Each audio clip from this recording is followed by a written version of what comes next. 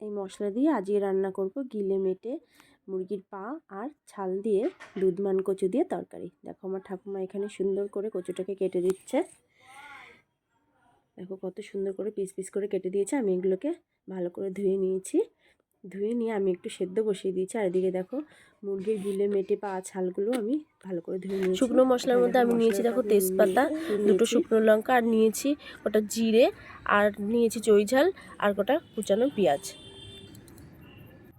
আর নিয়েছি দেখো জিরে, আদা, জিরে, রসুন বাটা, আর এখানে লঙ্কা, শুকনো লঙ্কা আর কাঁচা লঙ্কা বাটা। এখানে দেখো আমার কচুটাও সেদ্ধ হয়ে গেছে। আমি এটাকে জল ঝাড়া দিয়ে রেখে দিয়েছি।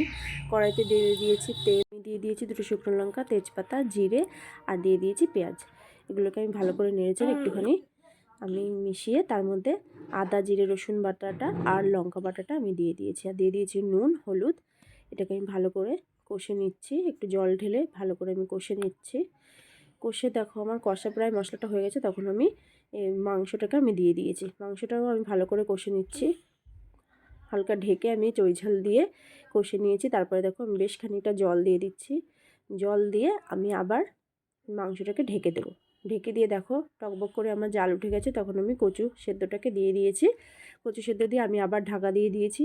ঢাকা খুলে আমি দেখো একটুখানি গরম মশলা আর ভাজা মশলা দিয়ে আমি এটাকে নামিয়ে নেব। দেখো কত সুন্দর আর টেস্টি একেবারে। উফ।